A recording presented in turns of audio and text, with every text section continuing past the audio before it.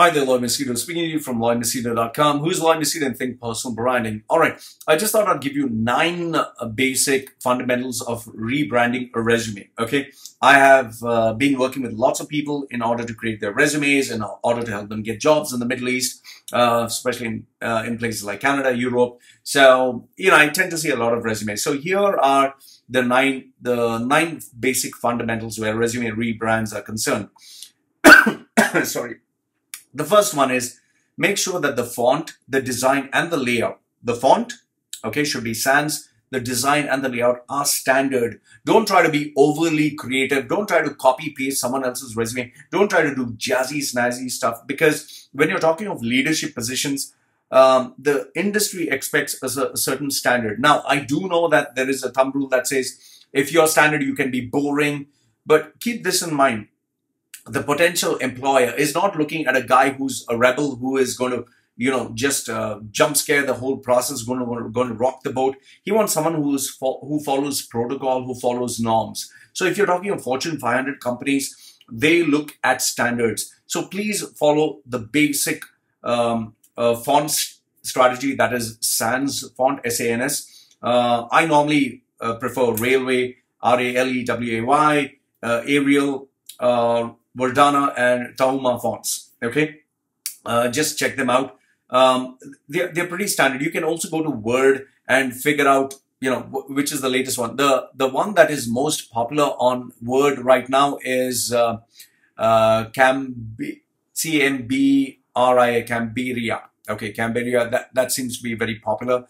However, I would say that go for a font that looks decent enough and is easy to read. Okay, that's very, very important. In terms of the design, don't try crazy stuff like purple color, neon yellow, red, dark red. Now, all these colors, they help you stand out, but at the end, remember this, there is no employer who is going to employ a guy in a leadership position just because of the color on his CV. Okay. And the layout should be standard. Don't confuse the interviewer like, okay, where is this? Where is what? Make sure that it stands out with key headings. So the first point is the fonts, the design, and the layout should be standard and it should fit industry standards. Okay, that's number one. Second one is please make it easy to read. Make the space, make the gaps, use the space that you have, and make sure that the headlines are proper. Make sure that there is a slight difference between the header and the body. Don't make the heading really big and the font really, really small. Make it look decent. Make it look nice. And there are some people who tend to edit their resume by pressing space, moving. That's not the way you design a resume. Keep it standard. Design it well. Get it designed by a professional. Okay. Point number 3 is content is king. I cannot insist this enough. The employer, when he is employing a guy, he's not employing because of the color of the resume, the design of the resume, or the layout of the resume. He's looking at content. Make sure that the content is king. Make sure that the content stands out. Okay. Point number 4, this is a question I get, Lloyd, should I put a photograph or shouldn't I put? In certain countries, especially in the West, they don't care about how you look.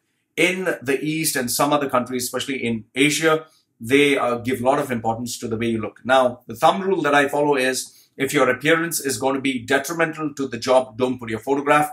If you're attractive, then put your photograph, because attractive people tend to get called or be given much more opportunity. And I'm sorry, but this is how it is. So put your photograph only if you're attractive enough. And please avoid putting so much of Photoshop, so much of a filter, so many filters that you look like a totally different person. Don't put 10 years ago, like how you looked, and, appear at that interview looking like totally different. All right. And here's a thumb rule in terms of photograph. Make sure that you research what are the photographs that industry professionals use. I normally Google CEO photographs. I check what is the design, the way that they look, and that is the kind of photograph I would recommend someone to put.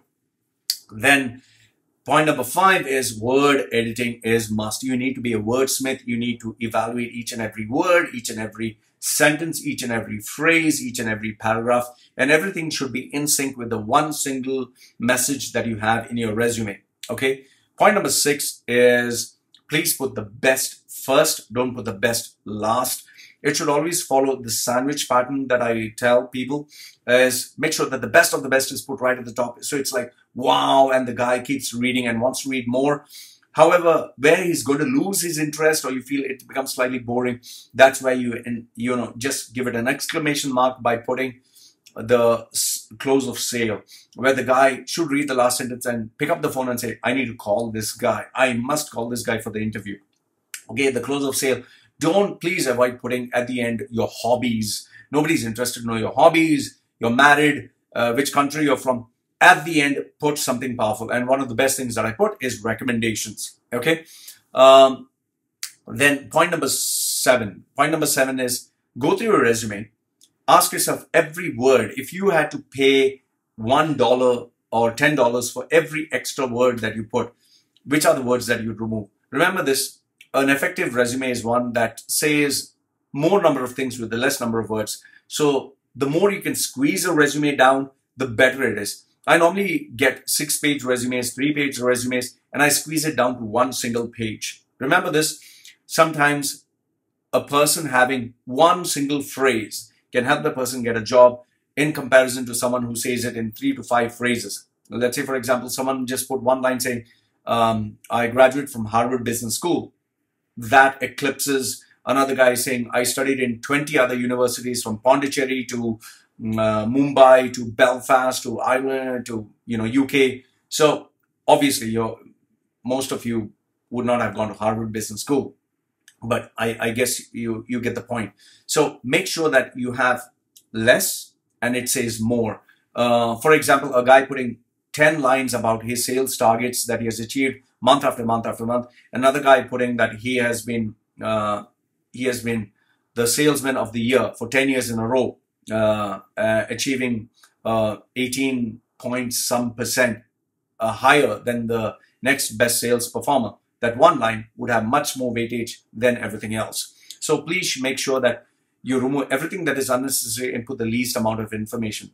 Point number 8 is make sure that it matches your personality. Many times I get people who are very boisterous, who are pretty loud, but their CVs are pretty placid and pretty soft.